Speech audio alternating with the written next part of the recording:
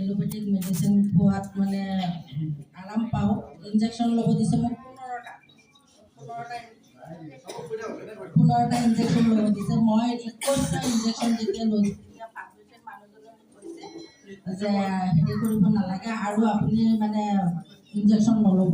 যদি আপুনি ইনজেকশ্যন লয় তেতিয়াহ'লে আপোনাৰ কি হ'ব, কিডনী ফেইল হৈ যাব। সেইকাৰণে আপুনি আৰু মই মানে লোৱাত বাধ্য হওঁ। কিয় যাতে লোৱাত বাধ্য হওঁ, ল'লে মই আৰাম পাওঁ। তেতিয়া মানে এই মুহূৰ্তত মই মানে ফৰেভাৰ পাইছিলোঁ।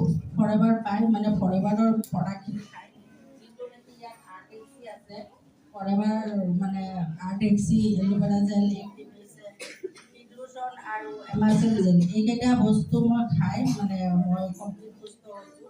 আৰু আজিৰ দিনত আগত মই কি কৰোঁ, ৰাতিপুৱা উঠি মানে গেছৰ টেবলেট এটা খাওঁ খালী পেটত, তাৰপিছত মই নাৰ্ভৰ এটা খাওঁ আৰু প্ৰেছাৰৰ এটা খাওঁ। আজিৰ দিনলৈকে মই মানে ফৰেভাৰৰ প্ৰডাক্ট খোৱাৰ পিছৰ পৰা 3 বছৰ হ'ল আজিলৈকে এটা গেছৰ টেবলেট খাই পোৱা নাই। আৰু ফৰেভাৰৰ প্ৰডাক্টখিনি এনেকুৱা বস্তু মানে আপোনালোকে এবাৰ যদি নিজে ব্যৱহাৰ কৰে তেতিয়াহ'লে আপোনালোকে গম পাব যে বাহিৰৰ কোৱা কথাখিনি সঁচা নে মিছা। এনেই টিভিতটো কৈ থাকে নহয়, পেহলে ইস্তেমাল কৰক ফিৰ বিশ্বাস কৰক। আপোনালোকে আগত নিজে ব্যৱহাৰ কৰক, ব্যৱহাৰ কৰি পিছত বেলেগক ক'ব। ইয়াত মই আপোনালোকৰ আগত মানে ফৰেভাৰ এলোভেৰা জেলৰ ৰিভিউ এটা দিব বিচাৰি আছোঁ। আপুনি গা ধুই অহা নাই?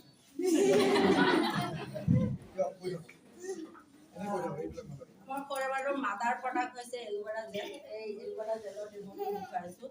এলোভেৰা জেল খালে আমাৰ কি হয়, চাৰে এই চিত্ৰটো দেখুৱাইছে। চিত্ৰত মানে 1 নম্বৰ চিত্ৰত আমি যেতিয়া সৰু আছিলোঁ, মাৰ গাখীৰ খাইছিলোঁ, তেতিয়া আমাৰ 1 নম্বৰ চিত্ৰৰ ধৰণে আমাৰ ভিতৰত মানে যিটো পাকস্থলী, যিটো আমাৰ ইণ্টেষ্টাইন বুলি কোৱা হয়, স্মল ইণ্টেষ্টাইন আৰু বিগ ইণ্টেষ্টাইন, এইকেইটা কি হৈ থাকে, চাফা থাকে, ক্লিনজিং থাকে।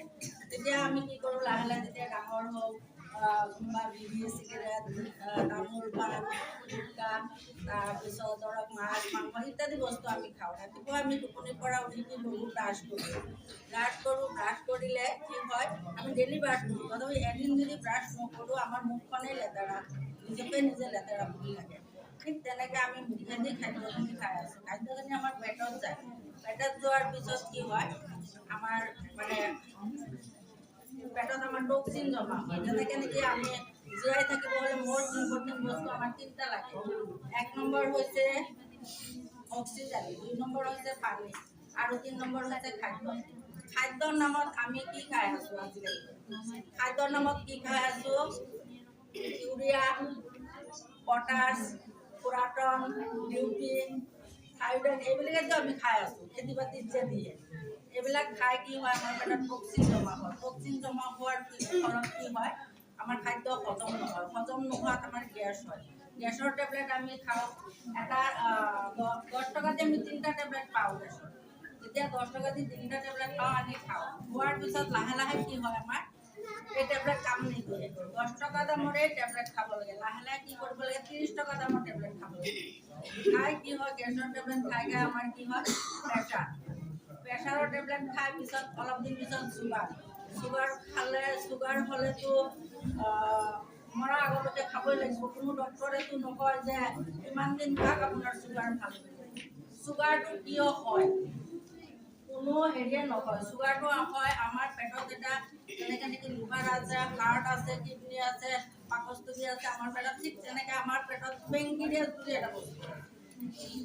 এই পেংক্ৰিয়াছটো যেতিয়া লেতেৰা হয়, তেতিয়া কি হয়, আমাৰ শৰীৰত ইনচুলিন তৈয়াৰ কৰিব নোৱাৰে। ইনচুলিন তৈয়াৰ কৰিব নোৱাৰাত কি হয়, আমাৰ বাহিৰৰ পৰা ইনচুলিন ল'ব লাগে, ইনজেকশ্যন আকাৰে। ঠিক তেনেকৈ আমি এলোভেৰা জেলটো যদি খাওঁ, আমাৰ পেটটো যেনেকৈ নেকি বাইক এটা কিনিলে কি হয়, বেয়া হোৱাৰ আগত ছাৰ্ভিচিং কৰে। কিন্তু আমাৰ কি হ'ল, বেয়া হোৱাৰ পিছতহে আমি ডক্টৰত যাওঁ, বেমাৰ হোৱাৰ পিছত। ঠিক তেনেকৈ এই এলোভেৰা জেলটো আমি খাব লাগে। খালে কি হয়, আমাৰ ভিতৰটো ক্লিনজিং হয়, এক প্ৰকাৰ কি হয়, ছাৰ্ভিচিং হৈ যায়। আপোনালোকে ধ্যান দিব, এইখিনি নৰ্মেল পানী আৰু এইখিনি হৈছে আমাৰ এলোভেৰা জেল। এইমাত্ৰ মই বাকি দিছোঁ, ইয়াত ঢালি দিছোঁ। এতিয়া মই পানীখিনি দিলোঁ, কোনো একো হোৱা নাই দেখিছেনে একো হোৱা নাই কিন্তু ইয়াত যি দিছো ভাল লাগিছে আপোনালোকৰ এটা জোৰদাৰ হাত চাপৰি এল'ভেৰাটো কিমান কাম কৰিছে চব বেছিভাগ মানুহে এনেই মানুহ হৈ আছে ভিতৰত কিন্তু সেই শক্তিটো নাই যদি আপোনালোকে এনেকে এই পানীখিনি দিছো চাওক একোই হোৱা নাই তাৰমানে এনে মিছাও মানুহ হৈ আছে ভিতৰৰ ফাংচন দুৰ্বল ভিতৰৰ ফাংচনটো শক্তিশালী কৰিব লাগিলে আপুনি এনেকে এল'ভেৰা জেল খোৱাটো অতিকৈ প্ৰয়োজন ভাল লাগিছে যদি আকৌ এবাৰ হাত চাপক